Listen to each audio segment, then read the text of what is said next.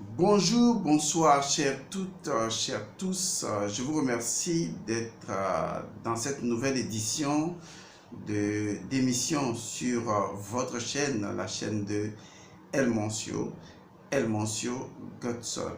Que les bénédictions soient, namasté.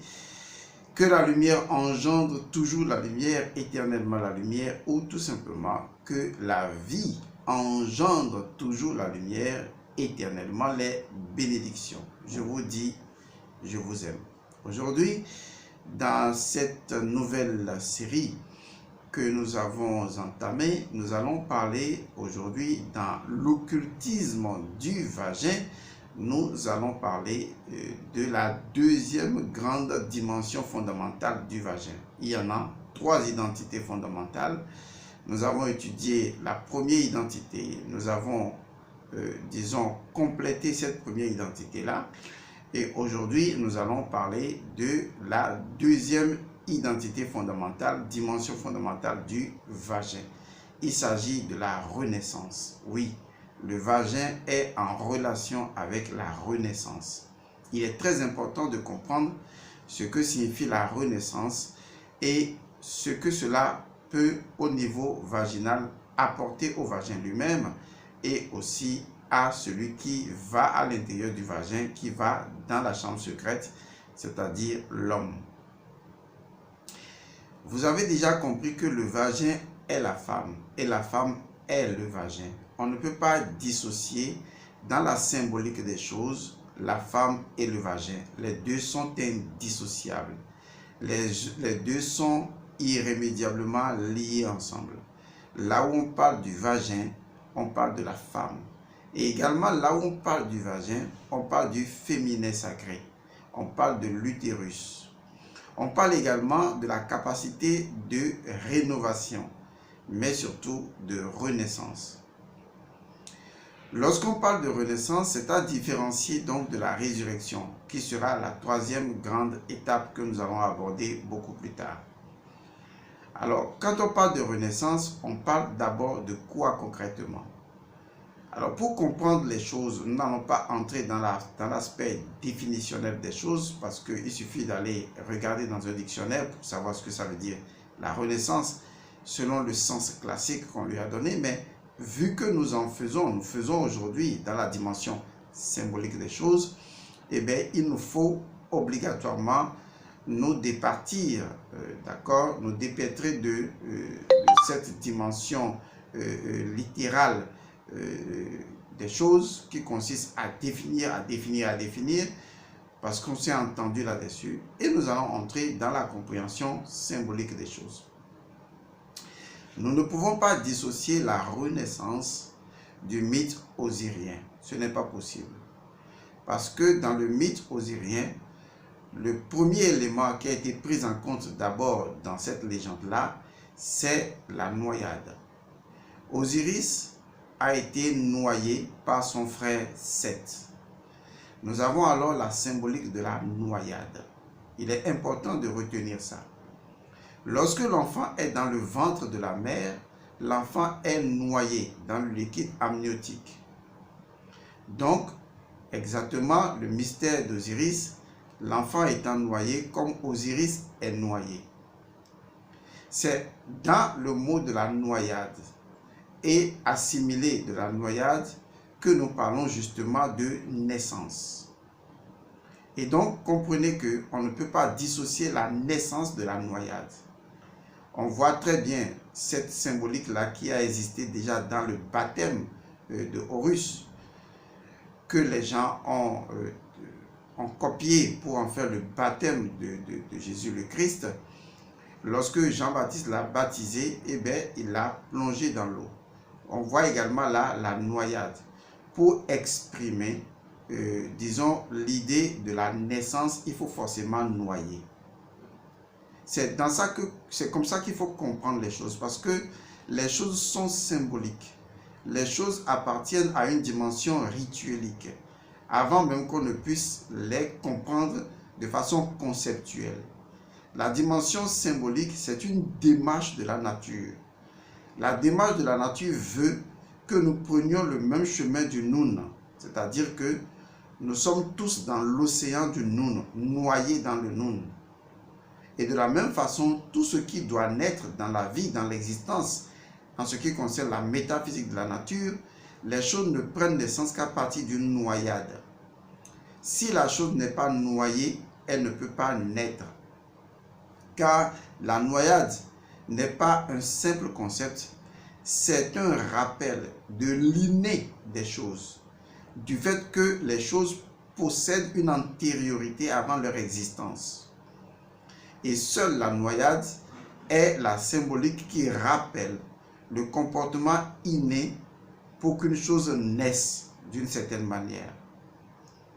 Et c'est ce qui se passe également avec le milieu vaginal. C'est-à-dire que l'enfant que nous voyons était inné, c'est-à-dire il était à l'intérieur de la mère, à l'intérieur de l'utérus de la mère, à l'intérieur du vagin de la mère, avant d'être extirpé. Donc on voit le phénomène de la naissance. Et précédemment, bien sûr, le phénomène de la noyade. Et donc la noyade est liée à la naissance et justement à la renaissance. Dans le cas d'espèce, vous remarquerez que Osiris a été d'abord noyé, mais ensuite il a été retrouvé. Et après être retrouvé, eh bien, il a été tué, coupé en plusieurs morceaux et jeté encore aux quatre coins du monde. Pour d'autres personnes, pour d'autres histoires, rejeté encore dans le Nil, dans l'océan. On voit très bien qu'il y a eu deux événements. Ce qui caractérise justement, ou ce qui est caractéristique de la renaissance. Donc, à une naissance, suit forcément une renaissance. Osiris est né, mais Osiris est passé par la renaissance. Et c'est beaucoup plus tard, après la renaissance, qu'il pourra faire l'expérience de la résurrection. La renaissance est liée intimement à la purification. Et donc l'expérience à travers l'eau de Osiris est une expérience de purification. Il est très important de comprendre que la purification est intimement liée à la renaissance. En ce sens que il y a un élément fondamental qui est conservé, ou qui est revu, ou qui est revisité, ou qui est réactivé, quel que soit le mot, lorsqu'on passe par la purification à la renaissance. Cet élément-là, c'est l'innocence. C'est très important parce que le fondement même de la renaissance, c'est l'innocence. Et donc, l'innocence d'Osiris permet à Osiris de renaître. Et c'est la même chose que Osiris réclame de tous ceux qui décèdent, prouver leur innocence. Et donc, quand vous pouvez retrouver votre innocence, vous pouvez renaître efficacement, car l'innocence est le fondement de la renaissance. Pesez bien mes mots. Qu'est-ce que je veux dire par là? Quand je dis que le vagin est en relation avec la renaissance, ce qui sous-entend justement que le vagin est en relation avec l'innocence. La preuve, les enfants naissent. Et quand nous remarquons la naissance des enfants, quand nous regardons les enfants, nous constatons les enfants, nous voyons en eux une certaine innocence. En fait, l'enfant est l'incarnation même de l'innocence, alors que cette innocence qu'est l'enfant provient justement du milieu vaginal. Et donc le milieu vaginal a caractérisé l'enfant en lui donnant une certaine innocence. Il va sans dire alors que le vagin fait preuve d'innocence sur l'enfant. Le vagin produit l'innocence de l'enfant. L'un des éléments qui démontre que le vagin produit l'innocence de l'enfant, c'est l'hymen, c'est-à-dire la démonstration factuelle de la virginité de la femme. La virginité est en relation avec l'innocence, car la virginité est le témoin. C'est l'état témoin de l'innocence. Donc quand une fille est vierge, vous voyez, l'histoire de la Vierge Marie, qui en fait est en relation avec la Vierge Isis, qui est continuellement, éternellement vierge, et ça répond à un mystère. D'accord? Ça répond à un mystère qui est en relation avec la nature, dans sa phase de rénovation, de renaissance et donc d'innocence.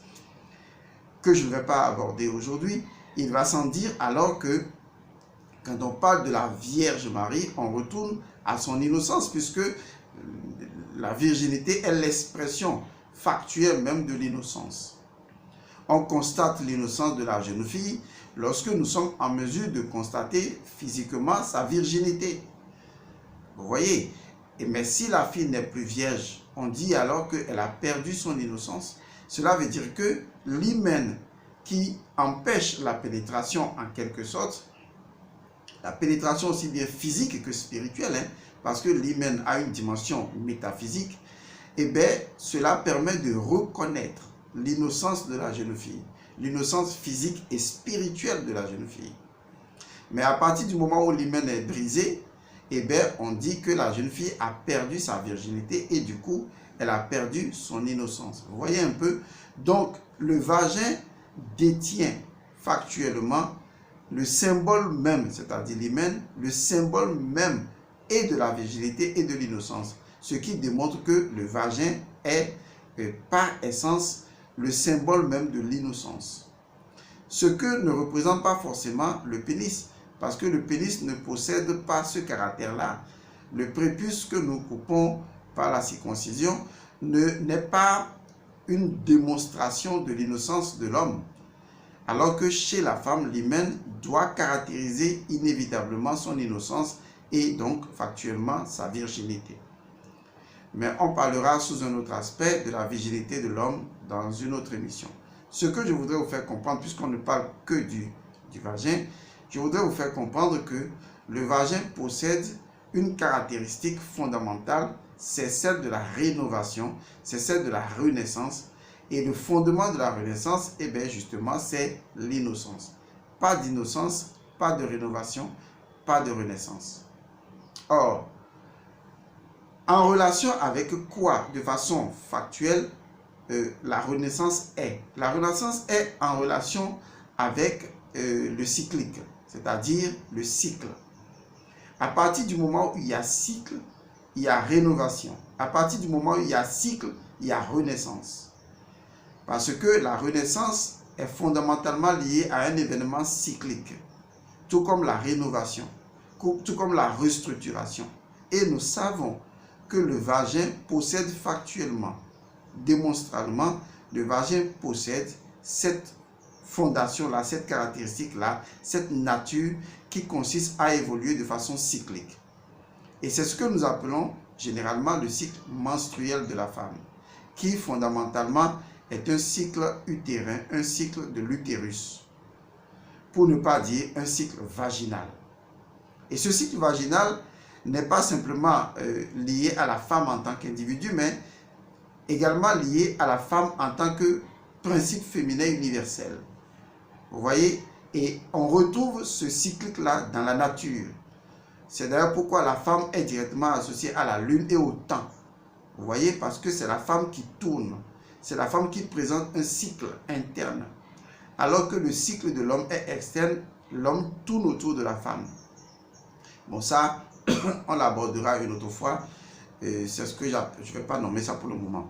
Donc, pour vous dire que à partir du moment où, disons, la femme prend conscience que le cyclique menstruel est en relation avec un phénomène de rénovation, de renaissance, eh bien, on peut justement trouver dans cette réalité-là, dans ce phénomène-là, on peut justement trouver l'innocence. Parce que le cyclique est la preuve de l'innocence.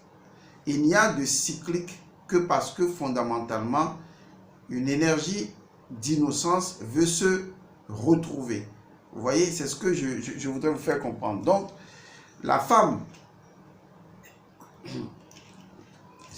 la femme à travers le cycle menstruel veut retrouver une innocence, en quelque sorte.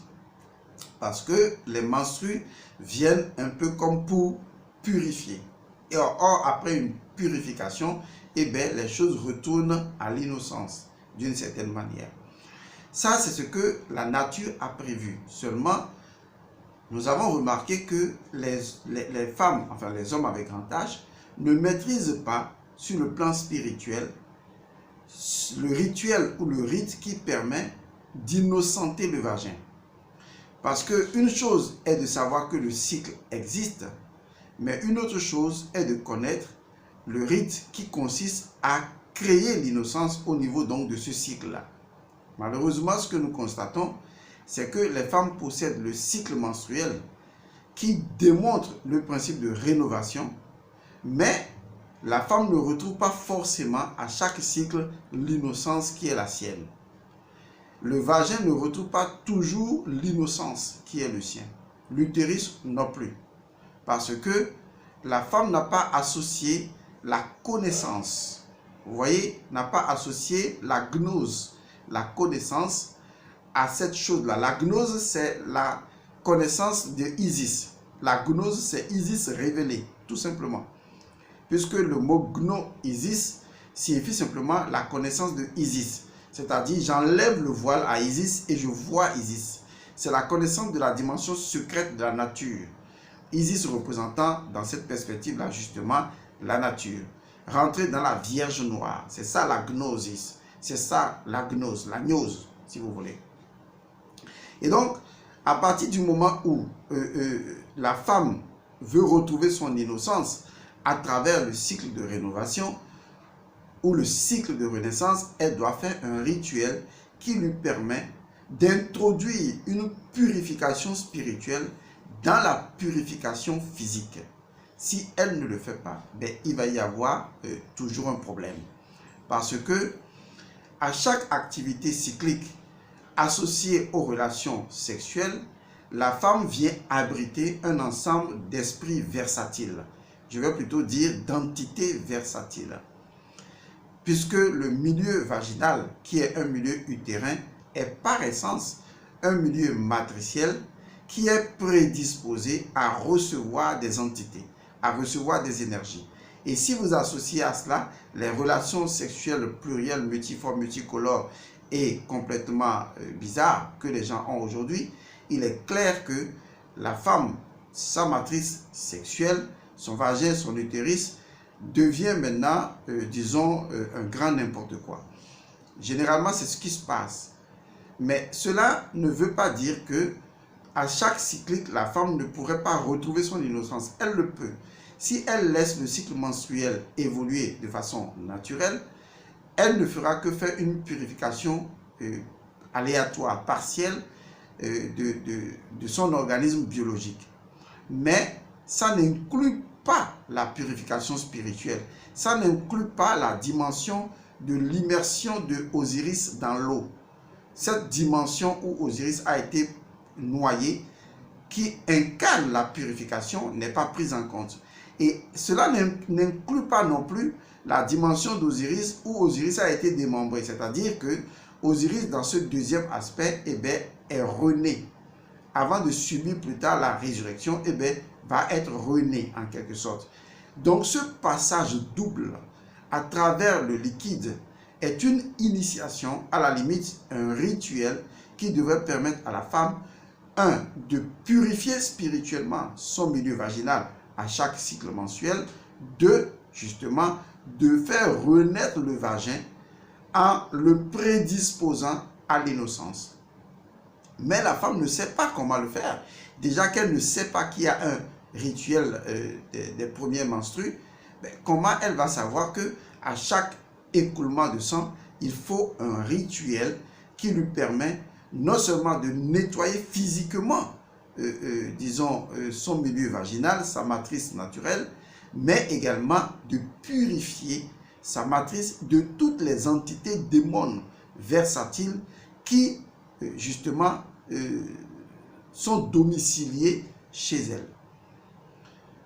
C'est un peu croire bêtement que le fait de se laver nous purifie spirituellement. Non, le fait de se laver simplement ne purifie que votre corps et à la limite enlève les énergies grossières qui sont au niveau de votre corps éthérique, à la limite.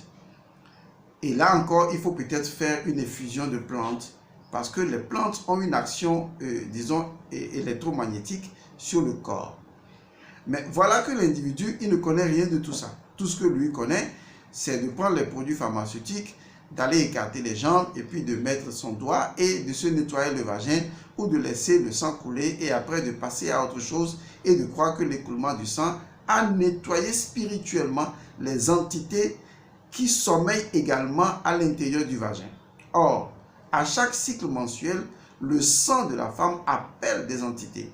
C'est pourquoi dans les villages de certaines régions de l'Afrique, on éloignait les femmes des lieux sacrés parce que dès que la femme entre en menstru, eh bien les entités viennent la visiter. Et il y en a qui restent, il y en a qui viennent et qui partent. C'est pourquoi les femmes sont bizarres dans cette période.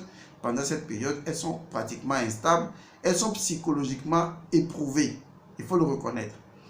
Le plus grave que je peux vous dire aujourd'hui, c'est que parce que certaines femmes, entre griffes, se prostituent d'une certaine manière et que leur menstru leur pose des problèmes, des fois, parce que le gars lui donne rendez-vous pour après-demain, elle entre en menstru et elle ne veut pas justement entrer en menstru, et bien, elle utilise des produits, des médicaments traditionnels ou artificiels ou pharmaceutiques.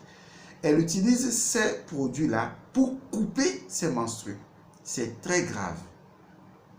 C'est ce qui ouvre la porte, d'accord, à ce que vous appelez les kystes et les fibromes. C'est l'un des éléments qui ouvre la porte aux fibromes et aux kystes. Si la maman le fait, ça aura des incidences sur l'enfant. C'est inévitable. Si l'enfant est fille, ça aura des incidences sur elle. Parce que vous avez toujours cru que les actes que vous posez ne concernent que vous. C'est faux. Les actes que vous posez pendant votre vie de jeune fille impacteront tôt ou tard vos enfants. Que ces enfants soient hommes ou femmes, vos actes les impacteront. Donc si vous avez pris le temps de couper tout le temps vos menstrues et que vous arrivez néanmoins à avoir d'enfants et que vous avez eu une fille, mais ne soyez pas étonnés que votre fille souffre également des choses comme kystes et fibromes, parce que je parlerai beaucoup plus tard de la dimension métaphysique de ces maladies-là pour que vous compreniez les entités à l'arrière-plan ou les énergies à l'arrière-plan, puisque entité veut dire énergie, les entités ou les énergies à l'arrière-plan qui justement donnent cet état de fait. Donc pour revenir au sujet, il faut comprendre que le vagin a le pouvoir de se rénover en se fondant sur son innocence. Et cela passe forcément par un travail spirituel, un rituel qui permettra au vagin de se retrouver innocent, vous voyez, et de pouvoir produire un cycle équilibré spirituellement et physiquement. Il est hors de question de penser que le fait de laver le vagin ou le fait de laisser le vagin se nettoyer cycliquement conférait déjà au vagin son caractère innocent. Non. Il est vrai que cela enlève un certain nombre de détritus physiques, mais les choses spirituelles ne partent pas, puisque vous n'avez rien fait sur le plan spirituel, sur le plan énergétique, pour libérer justement le vagin de cela. Entre-temps, nos ancêtres avaient au moins des rituels pour ça. C'est-à-dire qu'une femme en menstrue, lorsqu'elle est en menstrue, elle se lave avec certaines plantes. Et après les menstrues, il y a une autre plante qui vient justement la purifier. Vous voyez, elle finit sa période de 7 jours de purification. Elle finit ça et elle entre maintenant dans une autre phase. C'est très important de comprendre ça. Même s'il y a un nettoyage physique, il faut y associer un nettoyage symbolique qui en fait est un nettoyage spirituel qui permet à la femme de se nettoyer. Autrement, la femme va continuer à abriter des entités démons. Ces entités-là vont créer une résonance identitaire au niveau de son vagin et demain, elle aura un enfant qui portera non seulement l'empreinte de l'homme, mais portera également l'empreinte de la résonance vibratoire vaginale qui est créée par la somme des entités qui sont hébergées au milieu vaginal. Et elle s'étonnera de trouver que, ben oui, elle a un mec bien et tout, et que voilà, elle a un enfant qui est zarbi. Vous voyez, elle va se dire, mais pourquoi cela? Qu'est-ce qui se passe, etc. Alors que la nature ne fait pratiquement jamais d'erreur. la nature repose sur la loi du karma. La loi du karma est une loi mécanique. Même si elle possède une arrière-conscience, elle est fondamentalement mécanique. Elle consiste à restituer un équilibre dans la nature. Et dit simplement que toutes les forces doivent constamment être équilibrées. Donc le vagin va trouver son équilibre. Que ce soit par votre présence, que ce soit par votre absence, le vagin possède un équilibre qui lui est propre. Et donc, à partir du moment où vous n'avez pas fait ce qu'il faut, et bien à ce niveau-là, le vagin va posséder son équilibre, qui est en fait un déséquilibre qui ne dit pas son nom, et qui va impacter complètement la vie des progénitures qui naissent à travers ce vagin et qui possèdent forcément l'empreinte énergétique du vagin. Nous tous, nous possédons l'empreinte énergétique du vagin de notre mère. Hein? Et nos enfants possèdent l'empreinte énergétique du vagin de leur mère. Il faut comprendre ça. Et c'est normalement à ce niveau-là, spirituel, qu'un travail spirituel devrait se faire pour faire recouvrer au vagin de la femme son innocence avant même qu'une âme nouvelle ne s'incarne.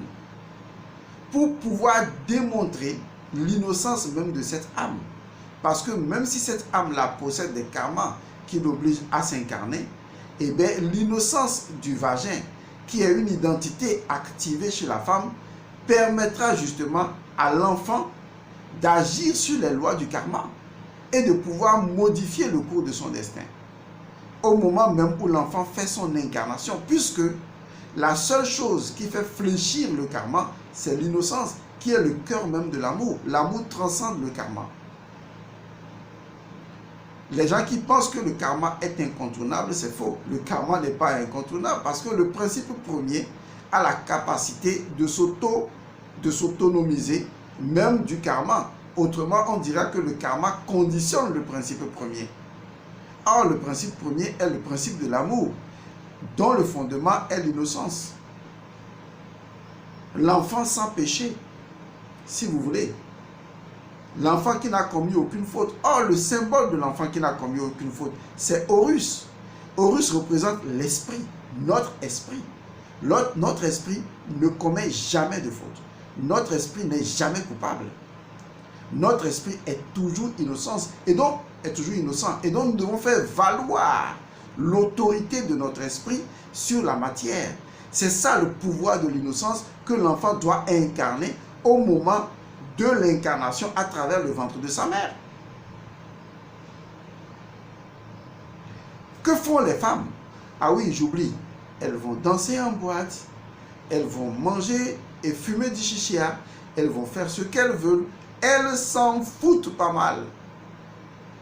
Eh bien, vous allez souffrir.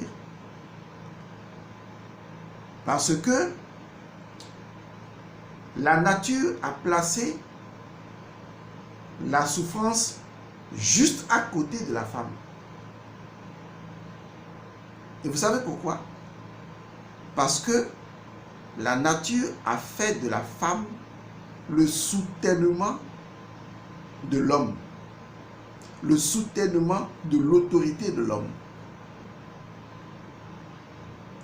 Or, le soutènement du pouvoir et de la force, c'est la connaissance, synthétisée dans la maths.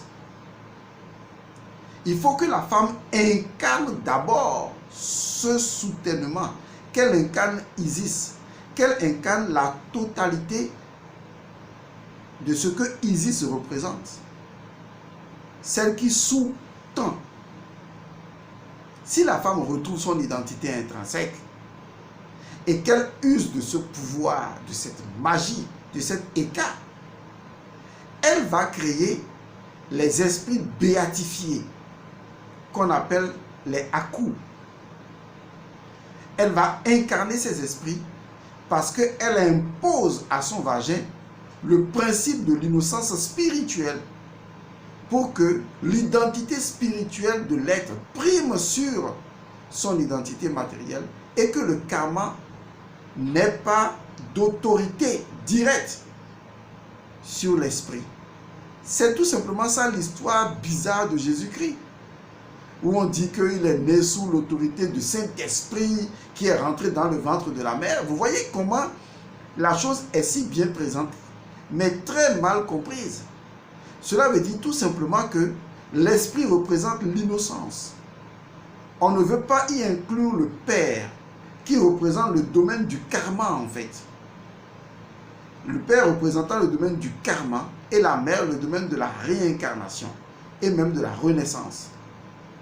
Mais on dit, pour couper court à la chose, il faut démontrer que le karma n'a pas d'emprise, mais c'est plutôt l'amour.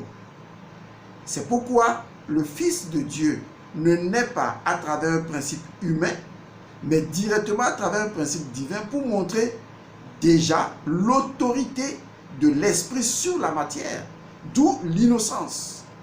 Car il est venu sans karma, sans péché, pour montrer que l'esprit n'a absolument aucun karma. Et je vous assure, l'esprit n'a pas de karma. Vous voyez comment il est possible pour l'individu, oui, il faut préciser, le mental a un karma, mais pas l'esprit. Il faut que vous commenciez à comprendre la différence. Oui, l'âme peut avoir un karma parce que l'âme descend pour subir les pérégrinations, mais néanmoins, lorsque vous rentrez dans l'atome de l'âme, où se trouve la conscience de l'esprit, eh bien, l'esprit est innocent. Que vous compreniez ou pas, ce n'est pas important. Ce qui est important, c'est que vous vous apprêtez à suivre à nouveau tout ce que je suis en train de dire pour pouvoir intégrer la connaissance profonde de ce que je dis. Et donc, pour mieux cerner, les femmes doivent sauver l'humanité. Les femmes doivent sauver l'humanité en retrouvant les rites qui permettent justement de se reconnecter à l'innocence du vagin, à incarner le féminin sacré du vagin, afin que les êtres soient bénis par le vagin, afin que la dimension spirituelle authentique et originale de l'homme soit véhiculée à travers les enfants, afin que l'ère du Verseau soit authentique. C'est pourquoi le verseur d'eau, c'est une femme. Le vase que la femme tient, c'est son vagin. Le liquide qui en coule, c'est la gnose, c'est la connaissance, c'est Isis dévoilée. Je reviendrai sur le symbole ou la symbolique de l'ère du Verseau, l'image de l'ère du Verseau, pour que vous commenciez déjà à préparer votre esprit et l'esprit de vos enfants et à préparer vos spermatozoïdes pour les prochaines incarnations à venir. Car c'est à nous de créer les conditions spirituelles et matérielles pour faire venir des âmes de pure dimension. Paix à vous. Je vous retrouve prochaine édition.